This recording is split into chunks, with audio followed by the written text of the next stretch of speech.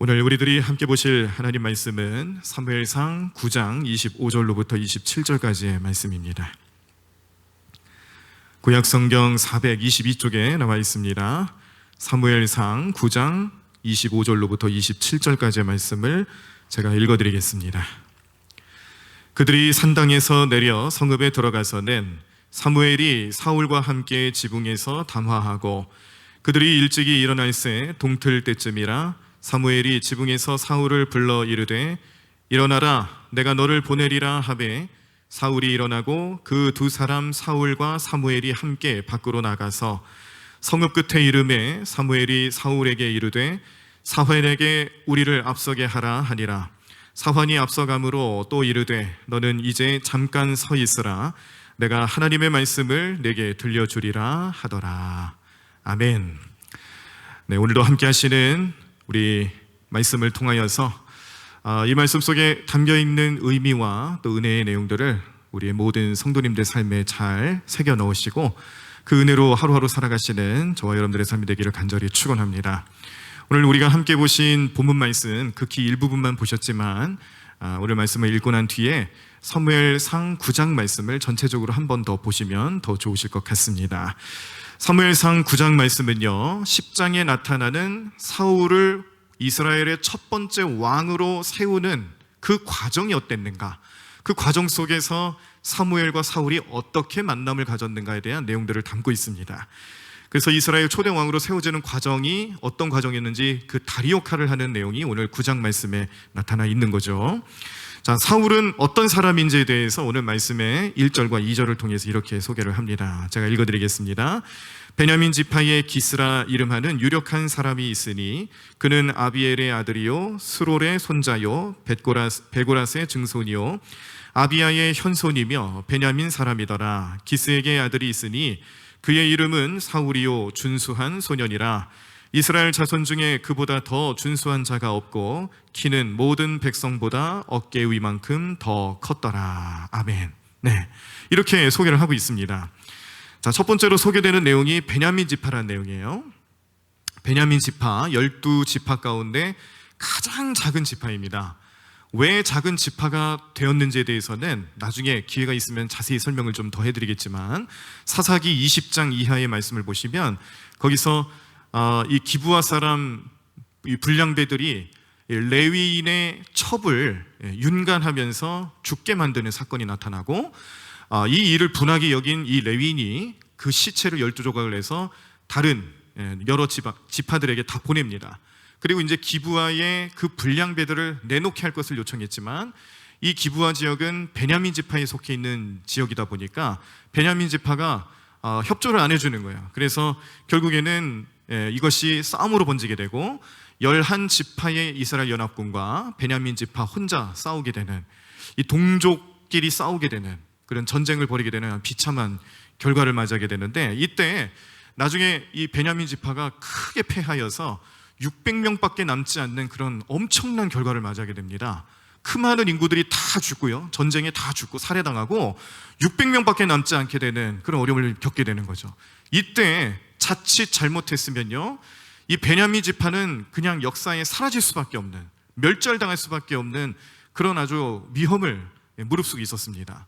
그런데 이스라엘 연합군이 이제 정신 차리고 보니까 큰일 날 뻔한 거죠. 하나님 앞에 크게 죄를 지을 뻔한 것을 깨닫고 베냐민 지파에 600명을 남겨놓게 되는 거죠. 그렇게 하여서 그런 과정을 겪으면서 가장 작은 지파로 남게 된 이유가 있었는데, 이 베냐민 지파, 작은 지파이지만 그 지파 안에 기스라는 사람의 유력한 자가 있었다라고 또 소개합니다. 이 기스라는 사람이 사울의 아버지가 되는 것인데 유력한 사람이라고 소개하고 있죠. 자, 유력하다는 것을 우리가 어떻게 받아들일 수 있을까요? 어떻게 해석할 수 있을까?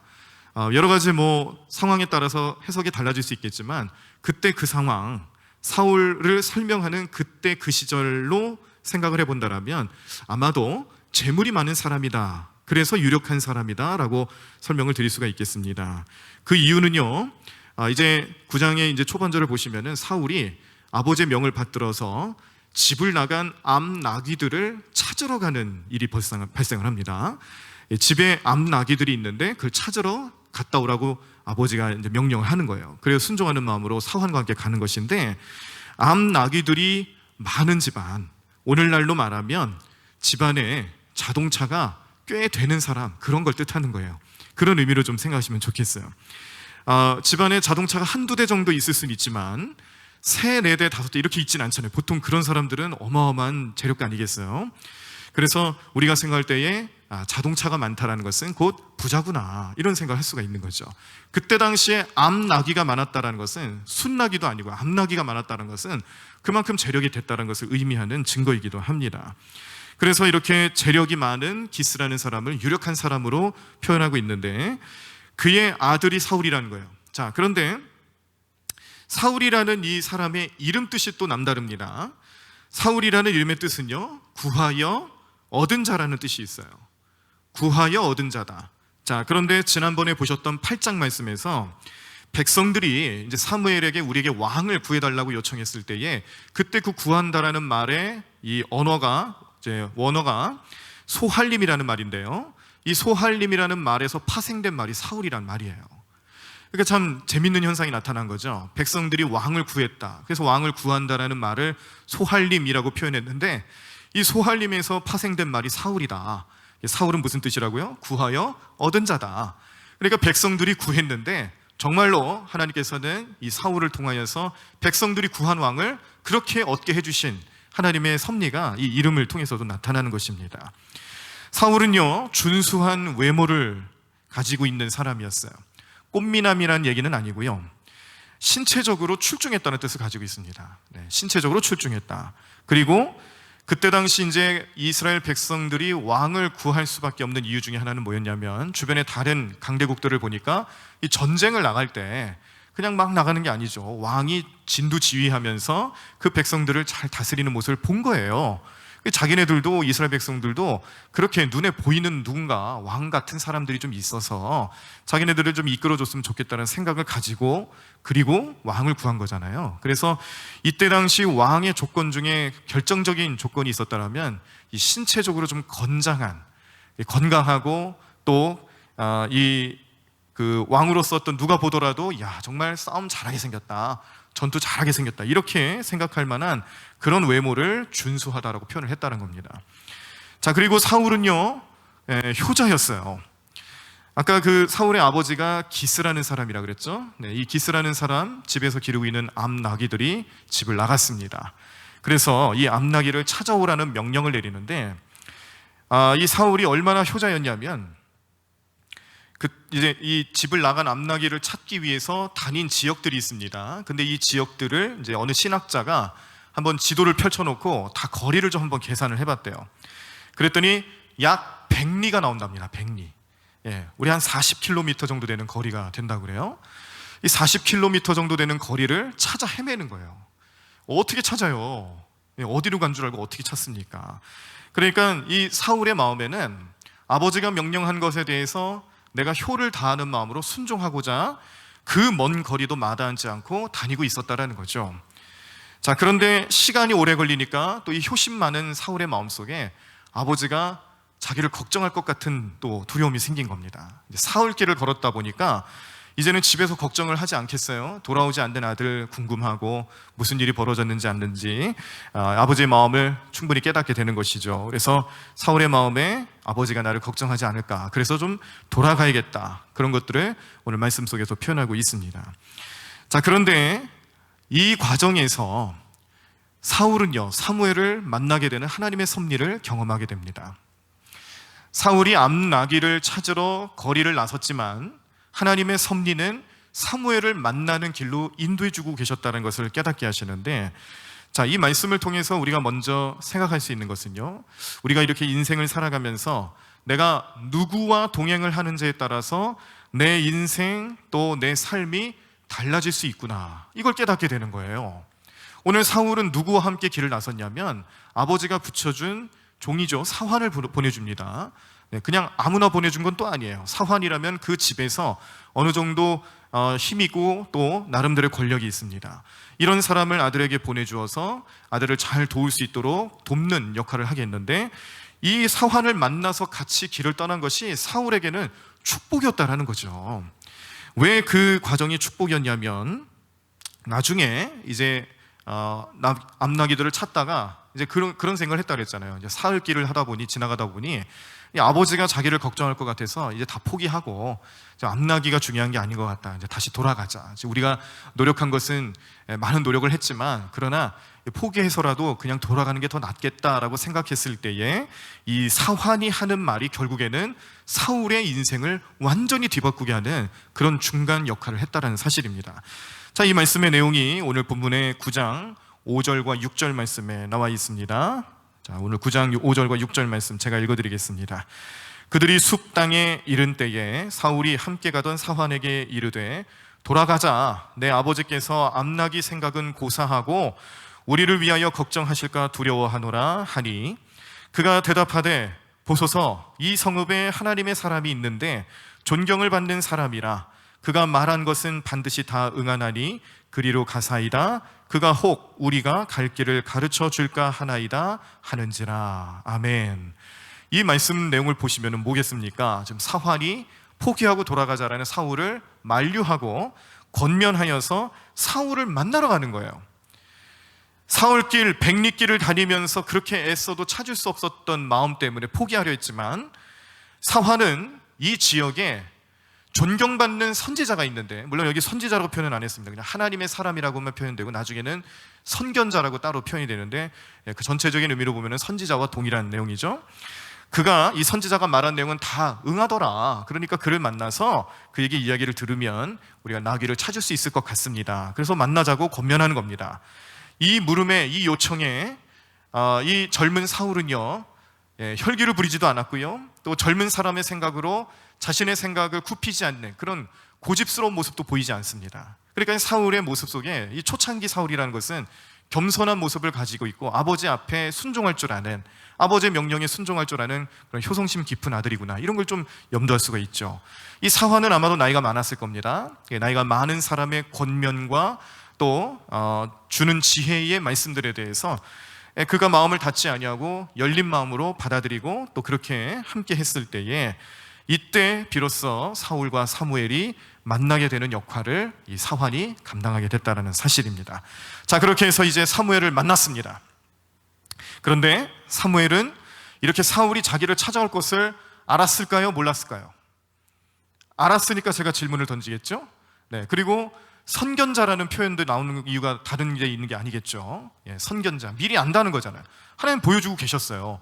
하나님이 함께하는 사람이다 보니까 사무엘에게 하나님이 지금 이 사울이 오고 있다, 그를 맞이해라, 어떤 일을 어떻게 해라 알려주고 계십니다. 이 말씀의 내용이 15절과 16절에 나옵니다.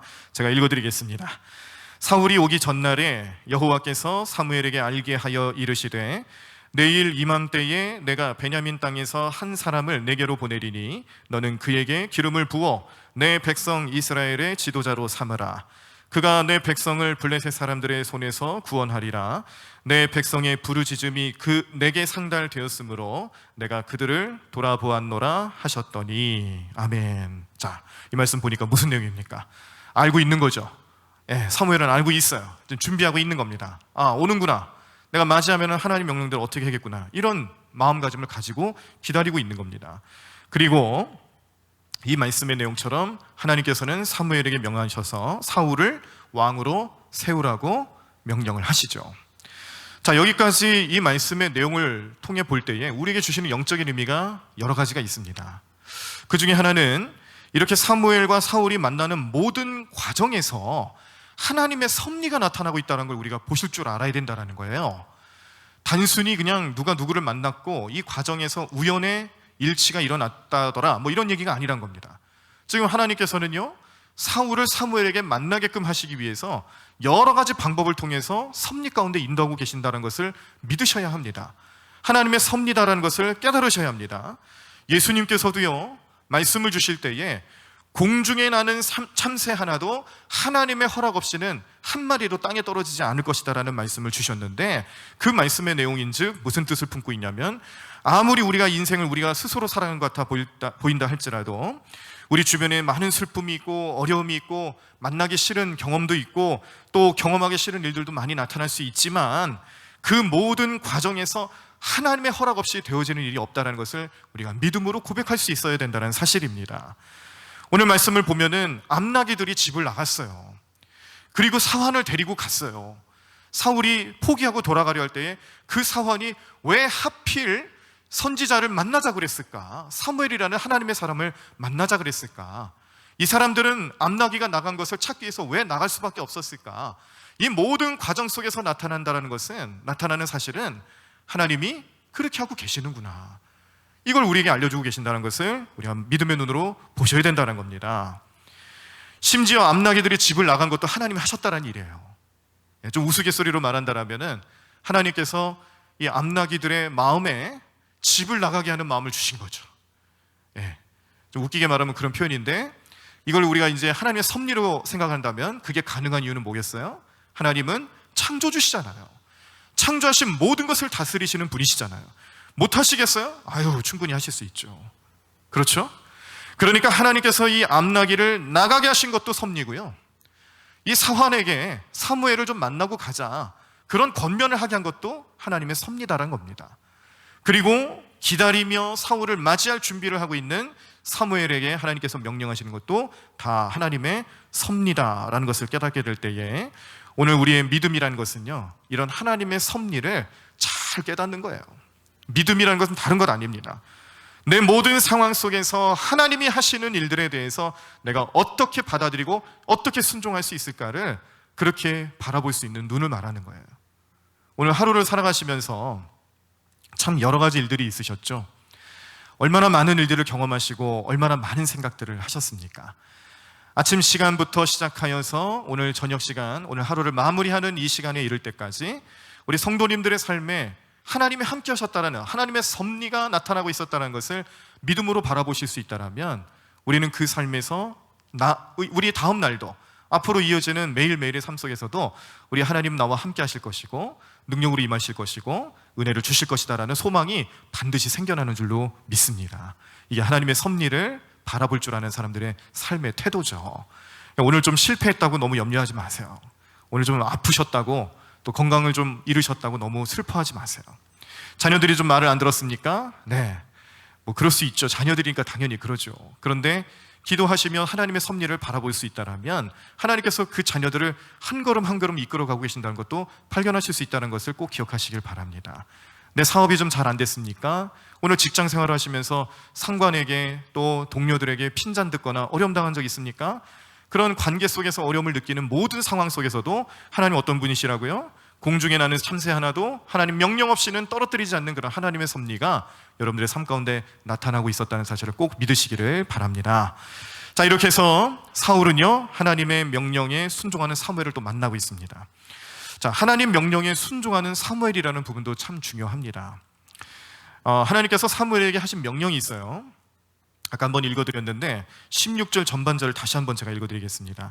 내일 이맘때에 내가 베냐민 땅에서 한 사람을 내게로 보내리니 너는 그에게 기름을 부어 내 백성 이스라엘의 지도자로 삼으라. 그가 내 백성을 블레셋 사람들의 손에서 구원하리라 라고 명령하셨습니다. 사울을 세우시는 이유는 하나님께서 그 백성, 하나님의 백성을 구원하시기 위해서 기름 붓게 하는 사람이라는 뜻을 가지고 있는데, 자, 여기서 기름을 붓는다, 의미가 있죠. 어디서 많이 들어보셨잖아요. 기름을 붓는다는 거 아무한테나 하는 거 아니잖아요. 하나님께서 특별히 기름 붓는 사람들을 통해서 어떤 일을 하시고 역사하셨는지 우리는 잘 압니다. 그래서 기름을 붓는다는 것은 특별한 의미가 있는데, 이 기름을 붓는다는 말을 헬라어로 표현하면 그리스도예요. 그리고 히브리어, 구약에서 쓰였던 히브리어로 표현하면 뭐예요? 메시아죠. 누구를 말하는 겁니까? 예수 그리스도, 메시아로 오신 예수님을 예표하는 말이에요. 기름을 부었다라는 말은 그런 의미가 들어가 있는데, 이러한 말을 통해서 하나님께서 원하시는, 사울을 통해서 원하시는 삶의 모습은 뭐였냐면 내 백성을 구원하여라 라는 뜻입니다. 기름을 붓는 이유는 무엇이냐면 백성을 구원하라는 거예요. 예수님께서 기름 부음 받은 자로 이 땅에 오신 이유가 뭡니까? 이 땅의 모든 하나님의 백성들을 구원하시기 위해서 오신 거잖아요. 오늘 새벽에 보신 누가복음 5장 말씀에 보면은 죄를 사하시는 권세가 있다고 그랬고, 죄를 용서하기 위해서 이 땅에 오셨다는 말씀을 예수님 직접 해주셨는데, 그 말씀의 의미는 곧 무엇이겠습니까? 메시아 되시는 예수님께서 우리의 그리스도가 되어주셔서 하나님의 백성으로 삼으시고 그 백성들을 구원하시고자 이 땅에 오셨다. 그 의미를 오늘 이 사울의 기름 붓는 의미를 통해서도 우리는 다시 한번 깨달을 수가 있습니다. 원래 의미가 그렇다라는 거죠. 그런데 어떻게 보면 이게 참 엄청난 의미예요. 사울이라는 한 사람한테 부여해 주는 의미치고는 정말 대단한 의미를 가지고 있습니다. 이 엄청난 의미를 사무엘을 통해서 사울에게 전달해 주는 역할을 감당케 하시는데, 자, 어쨌든 그래서 사울 일행이 이제 도착을 해요. 19절입니다. 사무엘이 사울에게 대답하여 이르되 내가 선견자이니라. 너는 내 앞서 산당으로 올라가라. 너희가 오늘 나와 함께 먹을 것이요 아침에는 내가 너를 보내되 내 마음에 있는 것을 다 내게 말하리라. 아멘. 사무엘이 만났습니다. 사울을 만났고 사울에게 산당으로 올라가라고 명합니다. 자, 여기서 말하는 산당은 이 무너진 성막을 대신해서 예배드리는 장소로서의 산당이에요. 우상 숭배의 산당이라는 의미가 다릅니다. 무너진 성막을 대신해서 예배를 드리고 있었던 산당, 그래서 예배 장소를 뜻하는 거예요. 자, 그런데 이때 당시 예배를 드리고 나면, 오늘날 우리들이 또 이렇게 예배 마치고 나면은 점심 식사를 애찬으로, 지금은 이제 못하고 있습니다만 우리 교회의 전통이죠. 이렇게 애찬을 하면서 교제를 나눈 것처럼 이때도 사무엘은요, 예배를 마치고 나면 한 30여 명의 지도자들을 모셔놓고 그런 지도자들과 함께 식사를 같이 나누는 그런 독특한 방이 있었습니다. 그 방에서 식사를 하고 또 뭐 의논도 하고 여러 가지 삶을 살았는데, 사무엘이 여기에 이 손님들을 그 식사하는 자리에 모셔놓고 30명이나 되는 손님들을 모셔놓고 사울을 왕이 아니죠. 그 제일 상석에 앉혀놓고 그를 지극히 대접하는 모습을 보여줘요. 22절로부터 24절인데요. 제가 읽어드리겠습니다. 사무엘이 사울과 그의 사환을 인도하여 객실로 들어가서 청한 자 중 상석에 앉게 하였는데 객은 30명 가량이었더라. 사무엘이 요리인에게 이르되 내가 내게 주며 내게 두라고 말한 그 부분을 가져오라. 요리인이 넓적다리와 그것에 붙은 것을 가져다가 사울 앞에 놓는지라. 사무엘이 이르되 보라, 이는 두었던 것이니 내 앞에 놓고 먹으라. 내가 백성을 청할 때부터 너를 위하여 이것을 두고 이 때를 기다리게 하였느니라. 그날에 사울이 사무엘과 함께 먹으니라. 아멘. 네. 자, 말씀 보면은 무슨 내용이 나옵니까? 상석에 앉혀놓고 30명의 손님들보다 훨씬 높은 자리에 앉혀놨다라는 얘기예요. 그 30명의 손님들은 지도자들입니다. 그런데 생전 처음 보는 청년 사울, 이 사울이라는 청년을 상석에 앉혀놓고 왕처럼 대접하고 있는 거예요. 이미 사무엘의 마음속에 무슨 마음이 들고 있는 거죠? 하나님께서 사울을 왕으로 세우시겠다라는 뜻을 밝히셨기 때문에 거기에 대해서 다른 생각 품지 않는 거예요. 자신이 보더라도, 누가 보더라도 청년 사울이 우리의 왕이 된다, 우리가 왕으로 인정한 적도 없고 왕으로 세운 적도 없는데 이 사람을 상석에 앉힌다, 누가 보더라도 이상하게 생각했을 겁니다. 그런데 사무엘은 달랐죠. 하나님 주신 마음이 이미 있었거든요. 그 주신 마음에 이미 순종하고 있는 거죠. 하나님 마음 앞에서 내 마음, 내 생각, 또 내가 하고자 하는 그런 여러 가지 계획들에 대해서 다 내려놓을 줄 아는 겸손한 삶의 자세를 오늘 이 식사하는 자리에서 보여주고 있는데, 이것이 가능한 이유는 하나님이 지시하고 하나님 말씀하시는 것에 묵묵히 순종할 줄 아는 사무엘의 성품이 나타나기 때문에 그렇다는 겁니다. 사람의 성품, 사람의 생각으로 따져봤다라면 못하죠. 그 과정에서 싸움도 나죠. 어려움이 있겠죠. 그러나 하나님이 하시는 일이라는 것을 알고 묵묵히 순종하는 사무엘의 모습을 보면서 우리 모든 그리스도인들이 본받아야 할 모습이다라고 또 생각하게 되는 겁니다. 우리도 하나님 앞에서 얼마나 우리가 순종할 수 있을까? 어떠한 상황이라도 순종할 수 있는 믿음을 가지고 있는가? 한번 비교해 보세요. 나는 그런 믿음을 가지고 있을까? 그런 하나님의 뜻에 순종할 수 있는 자세가 나타나고 있을까? 사무엘의 삶의 모습을 꼭 본받기를 간절히 축원합니다. 자, 그리고 나서 사무엘은요, 이제 이 사울에게 기름을 붓고자 하는 의미들과 내용들을 이제 하나하나씩 알려주게 되는데, 자, 아까도 말씀드린 것처럼 기름을 붓는다. 이것은 이제 신약적으로는 그리스도, 또 구약적으로는 메시아, 이런 의미입니다. 목적은 내 백성을 구하기 위해서 하나님 보내주시는 특별한 섭리가 있습니다. 사울에게 기름을 붓는다고 할 때 이 기름 붓는 것은 또 다른 말로 표현하면은 구약 시대로부터 꾸준히 전해져 왔어야 하는 언약에 대한 내용들, 이 언약의 갱신이 잠깐 무너졌어요. 그게 언제죠? 사사기 시대 때 무너졌어요.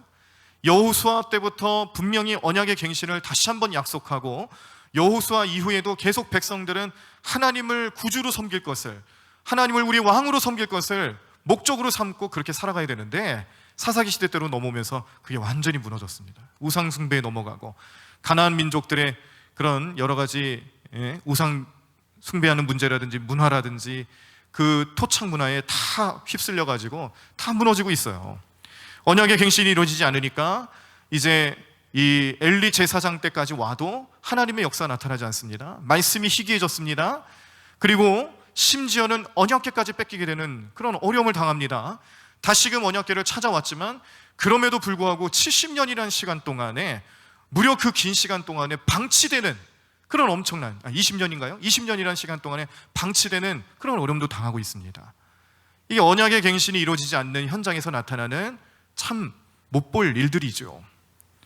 그러므로 오늘 사울이 기름 부음을 받는다는 것은 어떤 의미가 있냐면, 이렇게 사무엘을 통하여서 지금까지 이 언약의 갱신이 이루어지지 않았던 이 백성들, 결국에는 하나님을 왕으로 섬기지 못하고 우리 눈에 보이는 사람으로서의 왕을 세워달라고 요청하는 백성들의 마음속에 여전히 언약의 갱신이 이루어지지 않는 것을 바라보면서 하나님께서 이제 사울을 세우시며 그에게 기름을 붓지만, 결국에는 그 사울은 실패한 왕이라는 걸 알려주시는 거예요.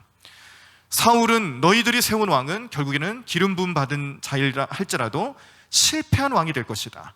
언약의 갱신에 실패의 의미가 또 들어가는 겁니다. 이때 하나님께서 누구를 염두하시냐면 다윗을 보고 계시는 거예요.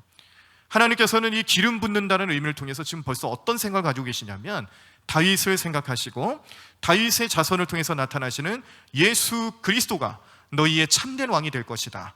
그가 너희들의 왕이 될 것이고, 그가 참된 기름 부음 받는 자가 될 것이고, 그가 너희의 메시아가 될 것이고, 그를 통하여서 내 백성을 구원해 줄 것이다 라는 하나님의 섭리를 하나하나씩 섭리 가운데 이끌어가고자 하는 의미들을 이 기름 부음 받는 그런 현장을 통해서 하나님께서 알려주고 계신다는 것, 오늘 우리에게 말씀하고 있다는 것 기억하시기를 바랍니다.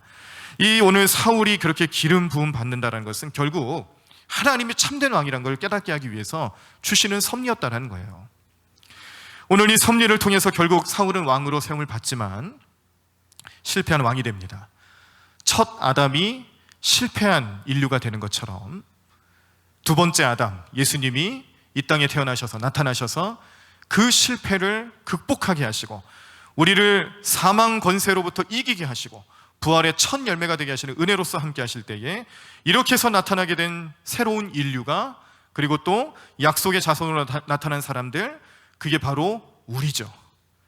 이렇게 예수님을 믿고 예수님을 통해서 새롭게 변화된 삶을 살아가는 언약의 갱신을 오늘 예수님을 통해서 경험하고 있는 그 언약의 백성들이 바로 나다라는 것을 여러분들 꼭 믿으시기를 바랍니다.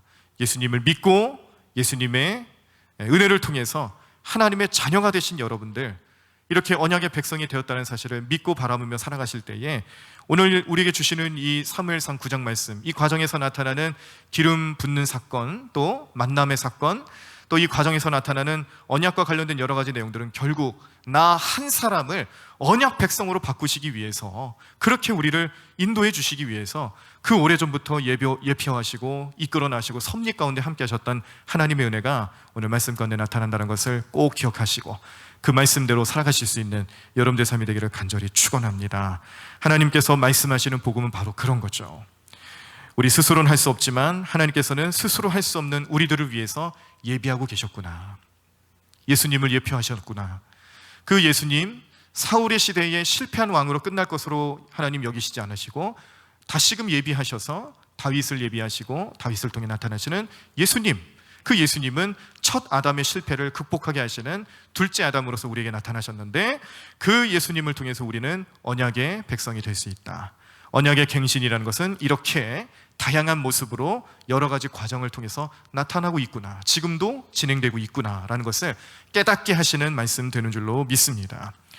자, 이제 사무엘과의 만남을 잘 마치고 그 다음날 아침 일찍 이제 돌아가려고 하는 사울을 향해서 사무엘이 특별한 일을 합니다. 오늘 본문 말씀이죠. 우리 본문 말씀 다시 한번 읽어드리도록 하겠습니다.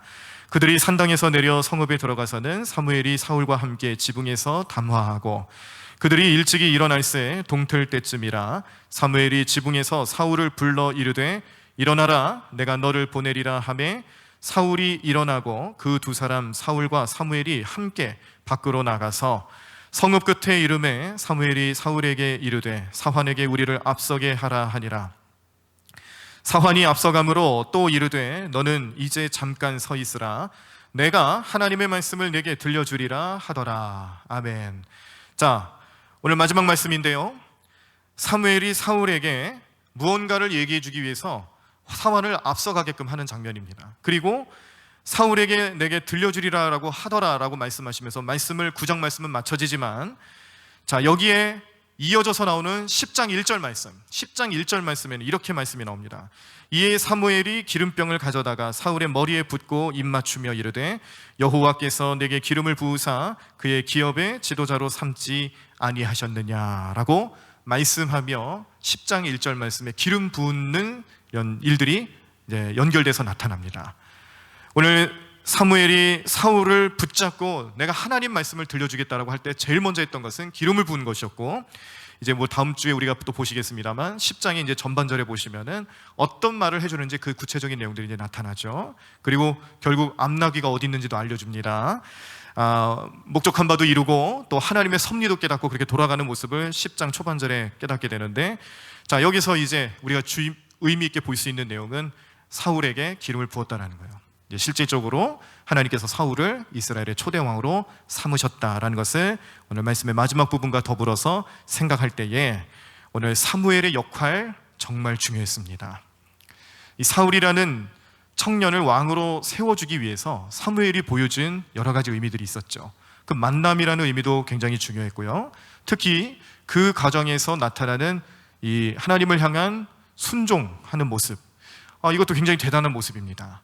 그리고 사무엘이 이제 나중에 사울과 함께 겪겠지만 그가 왕으로서의 모습을 잘 지켜갔으면 괜찮은데 나중에는 교만하여서 죄짓고 하나님께서 사울을 버리시기까지 그래도 끝까지 같이 했던 사람이 누구예요? 사무엘이잖아요. 이 사울 왕 곁에서 함께하며 하나님 말씀을 끝까지 전하고 어떻게 해서든지 그 왕을 다시금 하나님 기뻐하시는 왕으로 세워주기 위해서 그 곁에서 함께했던, 그래서 만남의 축복이 중요하다는 겁니다. 이 만남이 왜 중요한지를 거기서 우리가 사무엘을 통해서 자꾸 알게 되는 거예요. 이 사환의 역할도 중요했지만 이 사무엘과 같은 사람들이 얼마나 중요한가. 간절히 바라기로는 우리 모든 성도님들의 삶에 사무엘 같은 사람들을 많이 만나셨으면 좋겠어요. 우리 자녀들 사무엘과 같은 사람들을 가까이 두었으면 좋겠어요. 그런데 사실은 그게 현실적으로 쉽진 않죠. 그러므로 가장 쉬운 방법이 있다면 내가 사무엘과 같은 삶을 살아가는 겁니다. 믿으십니까? 하나님께서 오늘 우리에게 요청하시는 것은 그런 거예요. 하나님이 섭리 가운데 사람들을 사용하시고 이끌어 가시는 과정 속에서 때로는 어느 특정한 인물들을 세워주시기 위해서 많은 섭리를 보여주시는데 그 가운데 우리가 쓰임받으면 얼마나 좋겠어요. 내가 누군가를 위해서 하나님께 쓰임받는 만남의 축복이 되는 사람이 되면 얼마나 좋겠습니까? 근데 우리는 욕심이 많아서 내가 그런 사람 되기보다는 그런 사람이 나한테 오기를 원하죠. 근데 우리가 참된 믿음으로 하나님의 말씀을 깨닫고 생각하며 살아갈 때에 사실은 하나님의 뜻이란 것은요, 우리가 그런 사람이 되어주라는 거예요. 그런 사람이 되어주셔서 사무엘과 같은 사람이 되셔서 이 땅의 많은 사람들에게 하나님 말씀을 온전히 전하시고 말씀을 깨닫게 하고 하나님이 어떤 분인지를 알게 할 수 있는 그런 만남의 축복과 또 그런 축복의 통로가 되실 수 있는 우리 저와 여러분들의 삶이 되시기를 간절히 축원합니다. 오늘 이 말씀 우리 마음속에 잘 새겨놓기를 간절히 축원합니다. 말씀 속에 주시는 하나님의 음성이 이제 우리의 삶 속에서 열매로 나타나기를 간절히 축원합니다. 우리는 연약하지만 성령님께서 붙잡아 주시고 하나님이 도와주시면 우리도 사무엘과 같은 삶을 살아갈 수 있습니다. 축복의 통로가 될 수 있습니다. 누군가에게 그런 만남의 축복을 전해줄 수 있는 귀하고 복된 인생을 살아갈 수 있다는 것을 기억하시면서 날마다 주님 가까이 하시고 우리 마음속에 날마다 성령님만 모시고 찬양하며 기도하며 주님 뜻 품고 살아갈 수 있는 우리 모든 성도님들 삶이 되시기를 간절히 축원합니다.